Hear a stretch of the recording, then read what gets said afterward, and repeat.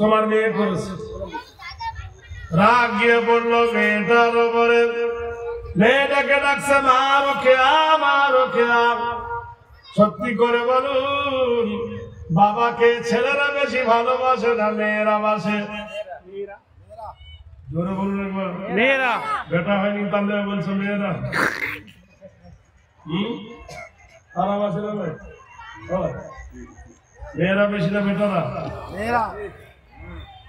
হাজি সাহেব হজে যাওয়ার সময় আম বাগানটা দিল বেটাকে, দোকানটা দিল বেটাকে, ভালো বাড়িটা লিখে দিল বেটাকে, ভালো পুকুরটা দিল বেটাকে, আর জামাই কিচ্ছু চাইনি বলে ফাঁকি দিয়েছে।